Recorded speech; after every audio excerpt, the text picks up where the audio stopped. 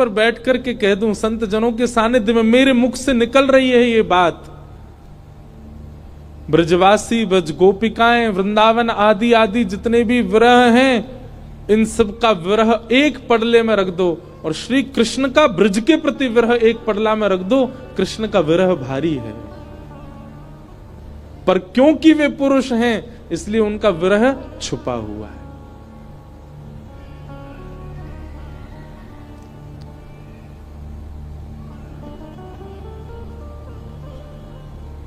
ठाकुर जी कैसे संभाल रहे हैं बंधुओं, देखो, पीड़ा चित्त में होना और वही पीड़ा मुख पे आ जाना ये एक सामान्य विरह है, पर पीड़ा चित्त में होना और मुख पे ना आने देना ये एक विशेष विरह है जो श्री कृष्ण का है। द्वारिका लीला में श्री ठाकुर जी नित्य एक ही करवट से सोते हैं। एक दिन रुक्मणी जी ने कहा कि नाथ, आप करवट क्यों नहीं लेते? मैंने बहुत दिनों से देखा है आप एक ही करवट से सोते हो, आप रात में जिस तरफ मुख करके सोते सुबह भी वहीं पाते हो, कोई पीड़ा है? आप कभी सीधे नहीं होते, कभी उस तरफ मुख नहीं करते, क्यों? ठाकुर जी कहते हैं, रुक्मणी, उस तरफ वृंदावन है, द्वारिका से 1500 किलोमीटर दूर है वृंदावन आज की डेट में, और जिस द्वारिका में ठाकुर जी रहते थे वो तो समुद्र में थी, और 2000 किलोमीटर मान लो। ठाकुर जी उस दिशा में चलते नहीं है, उस दिशा की ओर खड़े नहीं होते ज्यादा देर तक जिस दिशा में वृंदावन है। कितना विरह, कितनी याद आती है ठाकुर जी को वृंदावन की। द्वारिका में उन सब दिशाओं में पर्दे पड़े हैं जिन दिशा में वृंदावन है। ठाकुर जी नहीं जाते, सह लेते हैं। आज सुबह सुबह ठाकुर जी यशोदा मैया से पहले उठ गए और उठ के स्वयं ही स्नान कर लिया। क्यों? क्योंकि अब मैया के ज्यादा स्नेह को मैं आस्वादन करूंगा तो मैं जा नहीं पाऊंगा।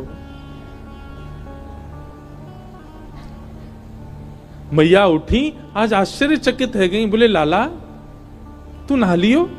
ठाकुर जी बोले हाँ मैया। तेने अपने आप श्रृंगार कियो? अपनो श्रृंगार नहीं किया, ठाकुर जी ने केवल एक तिलक धारण किया है, एक माला पहनी है बस, और आज ज्यादा विशिष्ट श्रृंगार में नहीं है।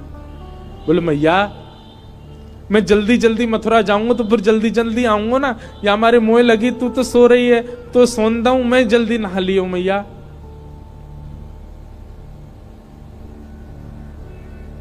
यशोदा मैया थोड़ी सी विचलित तो हुई आज तक ऐसा नहीं हुआ था।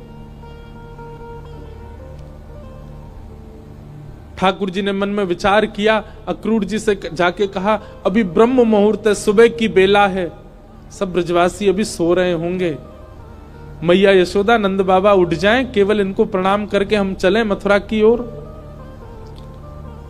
अक्रूर जी महाराज बोले जी भगवान। जैसे ही जाकर के द्वार खोला ठाकुर जी ने, असंख्य गोपियां, असंख्य ग्वाल, सब ब्रजवासी, गैया सब खड़े हैं वहीं पर, और द्वार खुलते ही किसी के मुख से स्वर नहीं निकल रहा पर नेत्रों से आंसू गिर रहे हैं। ठाकुर जी कह रहे हैं अरे तुम सबरे सोए ना, तुम सब गए ना? अरे भैया इतना उदास काय को है रहे हो, इतना रुदन काय को कर रहे हो? मैं आ जाऊंगा ना, परसों आ जाऊंगा ना, मैं 2 दिना की तो बात है, ऐसे निकल जाएंगे 2 दिना तो।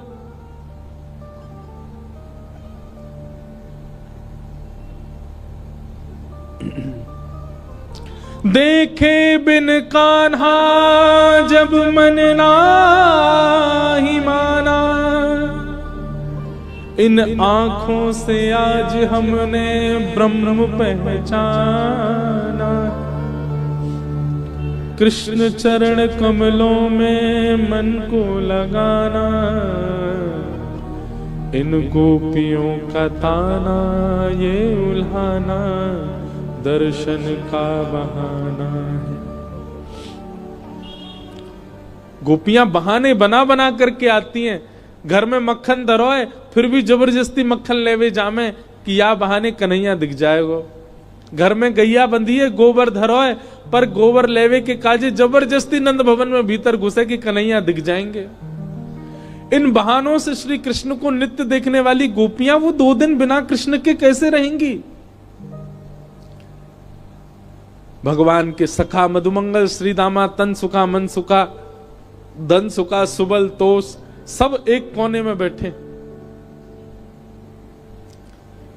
मधुमंगल आके बोले लाला तू जा तो 2 दिना को रहो, लेकिन तने एक बार भी विचार नहीं कियो ये श्रीदामा ये सुबह उठते या को नियम है 11 वर्ष थे। भगवान के अधिकतर सखा सब ठाकुर जी से बड़े हैं उम्र में।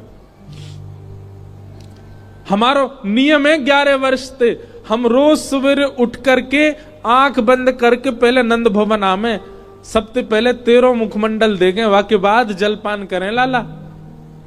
तो देखे बगैर हमारे जल हलकते नीचे ना उतरे, और तू 2 दिना के काजे हमें छोड़ के जा रहा हो, हम कैसे जीवित रहेंगे। ठाकुर जी स्तब्ध हो रहे हैं, मौन हो रहे हैं, कहां समझाएं, अब शब्द नहीं है ठाकुर जी के पास। भगवान किशोरी जी के पास गए, चरणों में प्रणाम किया। राधे राधे, ये स्तुति ठाकुर जी ने ही गाई है, आज भी बरसाने में गाते हैं सब, ठाकुर जी गा रहे हैं। राधे राधे करुणामयी कृष्ण प्यारी, मेरी सुधली जो श्री वृषभानु दुलारी, मेरी सुधली जो श्री वृषभानु दुलारी। हे श्यामा जी, आप तो सब जाने, इस विश्व के कल्याण के लिए उद्धार के लिए मेरो ब्रज से जानो कितनो जरूरी है। आप तो सब जाने श्यामा जी,